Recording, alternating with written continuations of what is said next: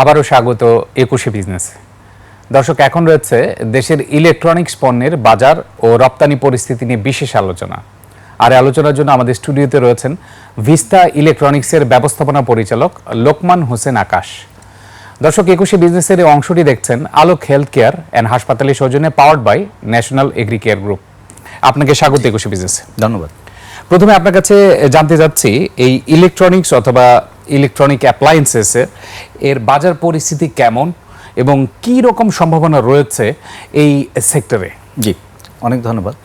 তো বাংলাদেশে ইলেকট্রনিক্স এবং হোম অ্যাপ্লায়েন্সেসের যে মার্কেটটা আছে, এটা আমরা কম বেশি এখন বর্তমানে ৬০,০০০ কোটি টাকা ধরছি এই ২০২৬ সালে।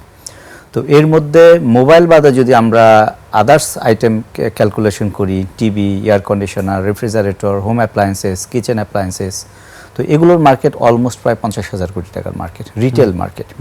তো এখানে এর মধ্যে হচ্ছে যে আমরা এখন দেখতে পাচ্ছি যে লোকাল ম্যানুফ্যাকচারিংয়ে যারা আমরা প্রোডাকশন করছি, অলমোস্ট অ্যাকচুয়ালি লোকাল যে ডিমান্ড এটা ফুলফিল করার মতো ক্যাপাসিটি আমাদের আছে। তারপরেও এখানে কিছু বিদেশি ব্র্যান্ড ইম্পোর্ট হচ্ছে যারা ব্র্যান্ড ফ্যাসিনেশনের জন্য, এবং এটার জন্য সরকারের যথেষ্ট পলিসি আছে। বাট এগুলো যদি আরেকটু বাস্তবায়ন করা হয়, সেই ক্ষেত্রে লোকাল ইন্ডাস্ট্রি হয়তো একটু আরেকটু ভালো পজিশনে থাকবে। একটি ওয়ার্ড বলেন, ব্র্যান্ড ফ্যাসিনেশনের জন্য বিদেশি কোম্পানিরা আসছে, অনেকে এই ক্ষেত্রে দ্বিমত হয়ে থাকে। কোয়ালিটি ওয়াইজ, কোয়ালিটি অ্যাসিউরেন্স বিদেশি কোম্পানিগুলো ভালো দিয়ে থাকে, আর আমাদের দেশীয় যে ভিস্তা সহ আরো বড় বড় যে কোম্পানি রয়েছে, তারা কি আসলে কোয়ালিটি এনশিওর করতে পারে? অবশ্যই। আমি জাস্ট আমার কোম্পানির কথা বলি যে ভিস্তা আমরা গুগলের সাথে অ্যাফিলিয়েটেড হই ২০২২ সালে, এবং বাংলাদেশের প্রথম গুগল অ্যান্ড্রয়েড টিভি, যেটা আমরা অফিসিয়াল অ্যান্ড্রয়েড টিভিটা ভাস্ট মার্কেটিং শুরু করি হচ্ছে ভিস্তা থেকে। এবং তখন পর্যন্ত সারা বিশ্বের ৭১টা গুগল অ্যান্ড্রয়েড টিভির ম্যানুফ্যাকচারিং পার্টনার হিসেবে ভিস্তা কিন্তু লিস্টেড ছিল, এখনও আছে। তো অর্থাৎ তখন সনির যে কোয়ালিটি, স্যামসাংয়ের যে কোয়ালিটি, বা যে কোনো গুগল অ্যান্ড্রয়েড টিভির যে কোয়ালিটি, মানে গ্লোবাল ব্র্যান্ড হিসেবে, আর ভিস্তার কোয়ালিটি কোনো পার্থক্য নাই, 100% সেম কোয়ালিটিতে। কারণ আমার যে মাদারবোর্ড, আমি জাস্ট একটা কথা বলি যে কম্পিউটার আমরা যারা ইউজ করি, আপনাকে উইন্ডোজ ইউজ করতে হয়, আপনি উইন্ডোজের অপারেটিং সিস্টেম, আচ্ছা, তো এই অপারেটিং সিস্টেম কিন্তু গ্লোবালি সেম। পিস দেখা গেল যে মাদারবোর্ডটাও সেম, একটা স্ট্যান্ডার্ড মেনটেন করতে হয়। আমি যখন টিভিটা করি, এখন কিন্তু টিভি এগুলো কিন্তু technological product, high technological product, অর্থাৎ আমাকে একটা স্ট্যান্ডার্ড মেনটেন করতে হয়। সব প্রোডাক্টের ক্ষেত্রে কি সমান মেনটেন করা হয়? এছাড়া আমি যেমন ফ্রিজের কথা বলি, ফ্রিজের মধ্যে যে কম্প্রেসার টেকনোলজি, এখানে চায়না বা জাপানেও কিন্তু সব কোম্পানি কম্প্রেসার করে না। আবার যে গ্যাসের কথাটা বলতেছি, গ্যাসের যে আপনার যে কোয়ালিটি, এটাও কিন্তু আমরা মিডল ইস্ট বেস গ্যাস বা আমেরিকান বেস গ্যাসটা ইউজ করি। এছাড়া যদি আমি আরও র মেটেরিয়ালসের কথা বলি, যে কপার, অ্যালুমিনিয়াম, এমএস, বা আপনার পেট্রোকেমিক্যাল যে প্লাস্টিক ম্যাটেরিয়ালস আমরা যেগুলো তৈরি করি, এগুলো কিন্তু ম্যাটেরিয়ালস চায়নাতেই কিন্তু সব করে না, বাট এগুলোর এক একটা দেশে এক একটা সোর্স করা হয়। যেমন আমরা মেটাল আফ্রিকা থেকে নেই, ইউরোপ থেকে নেই, অ্যালুমিনিয়াম মিডল ইস্ট থেকে নেই বা আফ্রিকা থেকে নেই, ইন্ডাস্ট্রিয়াল গোল্ড আফ্রিকা থেকে নেই বা মিডল ইস্ট থেকে নেই। র মেটেরিয়ালের কথা আমি আপনার কাছে এখানেই আসছি। যখন আমার ওভারঅল র মেটেরিয়ালস ব্র্যান্ডের যেটা সেম, আমার ভিস্তা কিন্তু সেম। অর্থাৎ ম্যাটেরিয়ালস, ইলেকট্রনিক্স পণ্য এমন একটা পণ্য, এর বেসিক র মেটেরিয়ালস সব দেশেই সেম, কিন্তু তারপরে আমরা দেখি যে আপনার রেজুলেশন থেকে শুরু করে অনেক কিছু ডিফার করে, হয়তো বা অনেকে এই ক্ষেত্রে একটু স্যাক্রিফাইস করে। বাট আমি আমার পয়েন্টে যেটা আসতে চাই, আপনি বললেন ৬০,০০০ কোটি টাকার বাজার, জি, আমরা ধরে নিলাম $5 বিলিয়ন, অলমোস্ট $5 বিলিয়ন বাজারে আমাদের কি পরিমাণ র মেটেরিয়াল আমদানি করতে হয়, কত বিলিয়ন ডলার? আপনি একদিকে রেমিটেন্স, মানে একদিকে আমাদের এক্সপোর্ট প্রসিড আসতেছে, আবার আমাদের এখানে আমদানির জন্য অনেক চলে যাচ্ছে না। রাইট, আমি দুইটা প্রোডাক্টের কথা এক্সপ্লেন করি। একটা হচ্ছে যে রেফ্রিজারেটর এবং হচ্ছে এয়ার কন্ডিশনার। এয়ার কন্ডিশনার বর্তমানে আমরা যেটা রুম এসি বলি, আর এসি, এটার মোটামুটি রিটেল মার্কেট হচ্ছে অলমোস্ট প্রায় ৬০০০ কোটি টাকার মার্কেট। আর যদি আমরা এইচ ব্যাগ যেটা সলিউশন, সেন্ট্রাল এয়ার কন্ডিশনার বা আপনার কমার্শিয়াল বা লাইট কমার্শিয়াল এসি হিসাব করি, এটা অলমোস্ট ৮০০০ কোটি টাকা প্লাস। তো এইখানে আমরা অ্যাকচুয়ালি র মেটেরিয়ালস ইম্পোর্ট করি কম বেশি মোটামুটি ৬০০০ কোটি টাকা হবে। ১৪,০০০ কোটির মধ্যে ৮০০০ কোটির মধ্যে ৬০০০ কোটির মধ্যে। তবে এখানে যদি আমার ইন্ডাস্ট্রি আরো ভালো হয়, আমি যদি এক্সপোর্ট করি আরো বেশি, এটা চলে আসবে ৪০০০ কোটিতে। অর্থাৎ 50% এই প্রসেস কিন্তু আমাদের এখানে সম্ভব। অর্থাৎ আমি যদি গ্লোবাল মার্কেটে এক্সপোর্টে যাই, আমি এই সাপোর্টটা দিয়ে, অর্থাৎ 50% ভ্যালু অ্যাডিশন আমার লোকালি এখানে সম্ভব হবে। ফ্রিজের ক্ষেত্রেও ঠিক তাই, ফ্রিজের ক্ষেত্রে আরো বেশি হচ্ছে। যেমন একটা ইন্ডাস্ট্রি করছে, ওরা মোটামুটি ধরেন প্রায় এভারেজে 20 লাখ ফ্রিজ উৎপাদন করে। তো এভারেজ ভ্যালু অ্যাডিশন এখানে মোটামুটি 40%-এর মতো আছে। বাট এগুলো হচ্ছে বেসিক র মেটেরিয়ালস থেকে তারা কিন্তু প্রসেস করে। অর্থাৎ আমার এখানে যখন আরো ইন্ডাস্ট্রি হয়ে যাবে, আমরা এক্সপোর্টে আরো বেশি ফোকাস করব, তখন কিন্তু আমার ভ্যালু অ্যাডিশন আরো বাড়বে। আচ্ছা, এই এক্সপোর্ট ফোকাসের সাথে আমি যোগ করতে চাই, আমাদের এখন আমদানি নির্ভরতা কেমন, মানে আমাদের দেশে উৎপাদন কতটুকু হচ্ছে আর কতটুকু আমদানি হচ্ছে, এটা যদি একটু বলতেন। জি, আমি যেহেতু এক্সপ্লেন করলাম, যেহেতু বাংলাদেশে বেসিক র মেটেরিয়ালস হয় না, অর্থাৎ ইলেকট্রনিক্স ইন্ডাস্ট্রিতে যে ম্যাটেরিয়ালসগুলো লাগে, এই পণ্যে যে ম্যাটেরিয়ালসগুলো লাগে, এগুলো পুরোটাই বিদেশ নির্ভর, এবং এটা কোনো একক দেশ না, এবং এটা চায়নাও না। চায়নাকেও নির্ভর করতে হয় অন্য দেশের উপরে, জাপানকেও নির্ভর করতে হয় অন্য দেশের জন্য।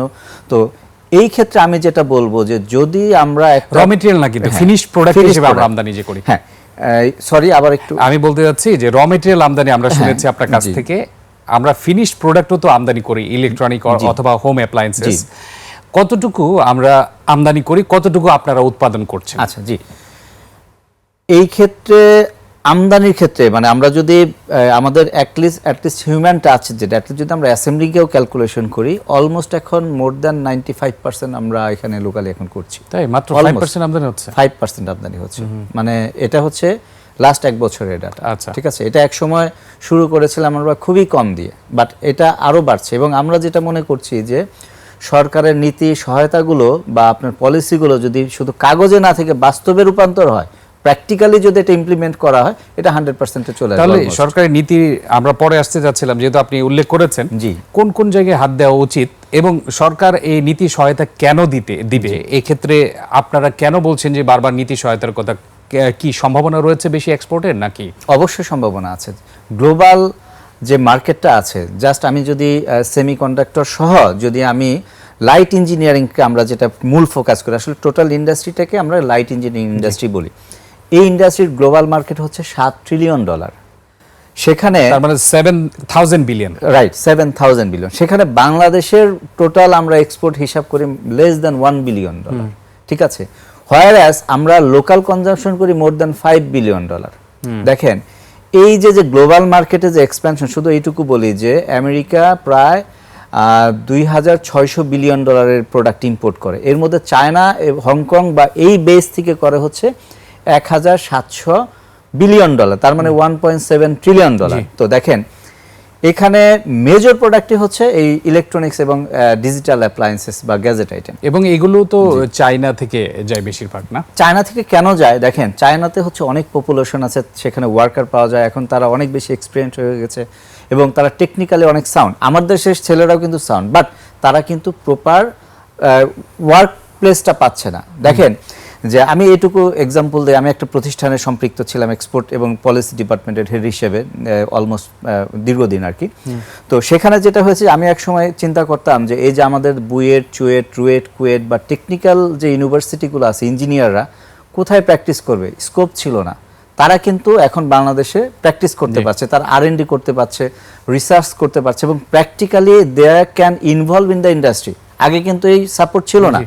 এবং এইটুকু বলতে পারি যে লাস্ট 15-16 বছরে বাংলাদেশে কমপক্ষে 2000 BSc ইঞ্জিনিয়ার এরা কিন্তু এক্সপার্ট হয়ে গেছে, এবং ডিপ্লোমা ইঞ্জিনিয়ার এটা কম বেশি কমপক্ষে 5 লক্ষ ডিপ্লোমা ইঞ্জিনিয়ার, তারা এখন কিন্তু এক্সপিরিয়েন্সড।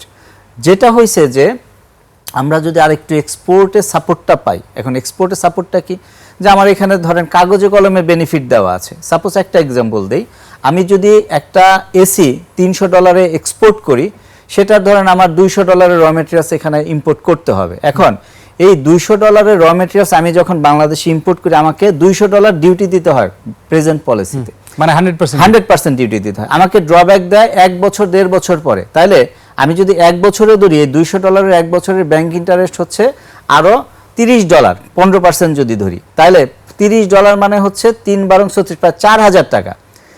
অর্থাৎ এই যে আমি যে ড্রব্যাক পাচ্ছি, আমি তো ইনস্ট্যান্ট $4,000 লস করছি। অর্থাৎ গ্লোবাল এক্সপোর্ট মার্কেট খুব কম্পিটিটিভ, এখানে সিঙ্গেল ডিজিট প্রফিট করে কিন্তু গ্লোবাল এক্সপোর্ট করতে হয়। 1 বছর লাগে কেন? এটা আমাদের দেশের পলিসি করার জন্য, এটা আমাদের দেশের পলিসি।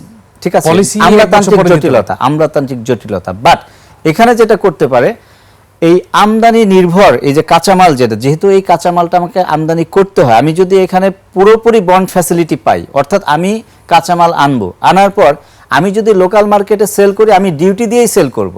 আর আমি যদি এক্সপোর্ট করি আমাকে ডিউটি দিতে হবে না, তখন কিন্তু আমার এক্সপোর্টে ফোকাস থাকবে, কারণ এক্সপোর্টে আমার ভলিউম হয়। জাস্ট একটা আইটেম বলি যে এয়ার কন্ডিশনার, আমার দেশের যে ওয়েদার এটা 3 মাস থেকে 4 মাস সর্বোচ্চ গরম থাকে, বাকি 8 মাস কিন্তু বর্ষা থাকে। এই 8 মাস কিন্তু আমি গ্লোবাল এক্সপোর্ট করতে পারবো। এবং গ্লোবাল ওয়েদারটা এরকম, যেমন ডিসেম্বরে অস্ট্রেলিয়াতে গরম থাকে, অক্টোবর নভেম্বরে ইউরোপে গরম থাকে, আবার নর্থ আমেরিকাতে ঠান্ডা থাকে, আবার মিডল ইস্টে এপ্রিল থেকে অগাস্ট পর্যন্ত গরম থাকে, আমাদের দেশে মার্চ এপ্রিল মে গরম থাকে। এই যে সারা বিশ্বের যে গ্লোবাল সাইকেল আমি কিন্তু সেটাতে অ্যাচিভ করতে পারবো, এবং আমার ইন্ডাস্ট্রি যেন কখনো বসে না থাকে, এজন্যই কিন্তু আমার গভর্নমেন্টকে এই সাপোর্টটা দিতে হবে। গভর্নমেন্ট বলেছে যে বন্ডেড ওয়্যারহাউস ফ্যাসিলিটি সব সেক্টরেই উন্মুক্ত করে দেওয়া হবে। এটা নিয়ে আমরা বিস্তারিত আলোচনা করব, আর কিভাবে আপনাদের সম্ভাবনাকে কাজে লাগানো যায় এটা নিয়ে আলোচনা করব। ছোট্ট একটা বিরতিতে যাচ্ছি। জি দর্শক, এ পর্যায়ে নিচ্ছে একটা বিরতি, ফিরছি একটু পরে, ততক্ষণ আমাদের সঙ্গেই থাকুন। আবারও স্বাগত 21 বিজনেসে। দর্শক, বিরতির আগে দেশের ইলেকট্রনিক্স পণ্যের বাজার ও রপ্তানি পরিস্থিতি নিয়ে কথা বলছিলাম ভিস্তা ইলেকট্রনিক্স এর ব্যবস্থাপনা পরিচালক লোকমান হোসেন আকাশের সঙ্গে। প্রিয় দর্শক, 21 বিজনেসের এই অংশটি দেখছেন আলোক হেলথ কেয়ার অ্যান্ড হাসপাতালের সৌজন্যে, powered by national agri care group. আবারও ফিরছি আলোচনায়। আকাশ ভাই, এখন যদি আপনি আমাকে বলতেন যে বন্ডেড ওয়্যারহাউস ফ্যাসিলিটিসের কথা সরকার বলছে যে সব সেক্টরে দেওয়া হবে, এক্ষেত্রে এই ফ্যাসিলিটি দিলে কি সুবিধা হবে? এবং সব সেক্টর বলতে আমি বোঝাচ্ছি যে রপ্তানি খাতে বন্ডেড ওয়্যারহাউস হওয়ার কি কি সুবিধা দিলে আমরা ওই $7 ট্রিলিয়ন বাজার অ্যাটলিস্ট 1% হলে ধরতে পারবো? জি ধন্যবাদ। দেখেন, $7 ট্রিলিয়ন যদি 1% ধরি তাও $70 বিলিয়ন, ঠিক আছে। আর আমি যদি 10% ধরি $700 বিলিয়ন। আমরা কিন্তু ইতিমধ্যে গার্মেন্টসের 10% ধরেছি, ইলেকট্রনিক্স ইন্ডাস্ট্রি বা এই লাইট ইঞ্জিনিয়ারিং কিন্তু 10% ধরা সম্ভব। ইতিমধ্যে ভিয়েতনাম 2% ক্রস করেছে, অর্থাৎ গত বছরও তারা $170 বিলিয়ন প্লাস শুধু লাইট ইঞ্জিনিয়ারিংয়ে এক্সপোর্ট করেছে। তো আমার দেশে এটা সম্ভব। প্রথম কারণ হচ্ছে, এক নম্বর শর্ত হচ্ছে আমাদের এই ইন্ডাস্ট্রিতে র ম্যাটেরিয়ালসটা ডিউটি ফ্রি করতে হবে, যেটা গভর্নমেন্ট বলছে যে বন্ড ফ্যাসিলিটি দিবে। কবে দিবে? দিতে দিতে যদি এই গভর্নমেন্ট আবার 5 বছর লাগিয়ে ফেলে, সম্ভব না। এই ক্ষেত্রে বাধাটা কোথায়? মানে সদিচ্ছা নাকি আমলাতান্ত্রিক জটিলতা? দুইটাই, ঠিক আছে, দুইটাই। সরকার প্রধান যদি মনে করে আমলাতান্ত্রিক জটিলতা থাকবে না, ঠিক আছে। আর আমলাতান্ত্রিক জটিলতা এমন পর্যায়ে যে তারা চায় সবসময় একটা ক্লামজি এনভায়রনমেন্ট পরিবেশ তৈরি করতে। তো এখান থেকে আমাদের ওয়াইড হইতে হবে। দেখেন, আমি এটুকু বলি যে আজকে আমাদের রেভিনিউ ঘাটতি, কেন ঘাটতি থাকবে? আমি যদি একটা ইন্ডাস্ট্রি করি, সেই ইন্ডাস্ট্রিতে যদি আগামী 10 বছরে 50,000 লোক কাজ করে, 50,000 লোক যদি সলভেন্ট হয়, তারা যদি ট্যাক্স দেয়, গভর্নমেন্ট যেই পরিমাণ ট্যাক্স পাবে তার তো কখনো ঘাটতি থাকবে না। তাকে জোর করে টাকা নিতে হবে কেন? আমি স্বপ্রণোদিত হয়ে টাকা দিব, বাট আমাকে সময় দিতে হবে। এই দেশে দেখেন, আমি জাস্ট একটা এক্সাম্পল দেই, আমরা কথায় কথায় মালয়েশিয়া, সিঙ্গাপুর, বিভিন্ন দেশের এক্সাম্পলটা নিই। পৃথিবীর কোনো দেশে বিনিয়োগের ক্ষেত্রে, ইন্ডাস্ট্রিতে বিনিয়োগের ক্ষেত্রে এত হিসাবপত্র করে না। আমি যখন বিনিয়োগ করব, আমার যে কোনো কিছুর বিনিময়ে আমার ইন্ডাস্ট্রিকে টিকিয়ে রাখতে চাই। আমার গহনা বিক্রি করে হোক, আমার ওয়াইফের গহনা বা আমার বাড়ি ঘর সবকিছু বিক্রি করে হলে আমি ইন্ডাস্ট্রিকে টিকাইতে চাই, কারণ আমার ইন্ডাস্ট্রি একটা প্যাশন। এবং যখন আমরা বিনিয়োগ করি আমরা কিন্তু অন্ধ হয়ে যাই, আমার ইন্ডাস্ট্রিকে টিকাইতে হবে, আমার ওয়ার্কারকে টিকাইতে হবে। তো কোনো ইন্ডাস্ট্রিয়ালিস্টই চায় না যে তার ইন্ডাস্ট্রিটা শিখুক, বাট আমার দেশে অনেক জটিলতা ফেস করতে হয়। এমনও অবস্থা যে আমি এই জটিলতাগুলো সলভ করার জন্য আমি মূল কাজ থেকে দূরে থাকতে হয় আমাকে, অর্থাৎ আমি মূল কাজ করতে পারি না। আমি যেখানে এক্সপোর্ট করব, আমি যেখানে গ্লোবালে বিজনেসকে এক্সপ্যানশন করব, সেটা করতে পারি না। আমার এই ব্যাকওয়ার্ড লিঙ্কেজের যে ঝামেলাগুলো আছে, আমলাতন্ত্র যে জটিলতা আছে, যে প্রসেসে যে বাধাগুলো আসে, এগুলো সলভ করতে করতেই ভাই আমার এই পুরো ক্যারিয়ার শেষ হয়ে যায়। আমরা আশা করি কোনো এক সময় হয়তোবা এই সমস্যাগুলোর সমাধান হবে। আমি আরেকটি বিষয় বলতে যাচ্ছি, যে নীতির ধারাবাহিকতা। জি, মানে গত 15 বছর এক ধরনের নীতি ছিল, এখন নতুন কিছু নীতি হবে। এই নীতি এক সরকার চলে গেল, নীতির ধারাবাহিকতা কি থাকে বাংলাদেশে? এটা কিছুটা এখন থাকতেছে, তবে এটা আরো স্ট্রং করতে হবে। দেখেন, যে আমি যে কথাটা বলছি যে আজকে বাংলাদেশে ইলেকট্রনিক্স ইন্ডাস্ট্রি অনেক বেশি ফ্লোরিশ হওয়া সম্ভব। 2010 সালে আমি রপ্তানি করেছি, এবং এইটুকু বিশ্বাস করি যে বাংলাদেশি পণ্যের কিন্তু গ্লোবাল একটা ডিমান্ড আছে। অলরেডি দেখেন, এই ক্লথিং কিন্তু এটা কিন্তু যদিও আমার দেশে একটা দর্জি ইন্ডাস্ট্রি বলি বা একটা সুইং ইন্ডাস্ট্রি বলি, এখানে কিন্তু আপনি হাজার চেষ্টা করলেও আপনি ভ্যালু এডিশন বেশি বাড়াইতে পারবেন না, কারণ আপনার বেসিক ম্যাটেরিয়ালস নাই। এবং হিউম্যান ইনভলভমেন্ট যেটা এখন আরো ডিজিটালাইজেশন আসতেছে, আরো বেশি আপনার রোবোটিক আসতেছে, অর্থাৎ এখানে আপনার কিন্তু ইনভলভমেন্ট কমে যাবে। হোয়ারাস ইলেকট্রনিক্স পণ্য বা এই জাতীয় পণ্যে কিন্তু আপনার লেবার ইনভলভমেন্ট আরো বেশি হয়ে যাবে। একটা সময় দেখেন যে আমরা এই যে লেবার এক্সপোর্ট করতেছি, আমার দেশের দক্ষ টেকনিশিয়ান বা দক্ষ লেবারকে আমি বিদেশে পাঠিয়ে দিচ্ছি, এরে কিন্তু আমি বাংলাদেশে কাজে লাগাইতে পারবো।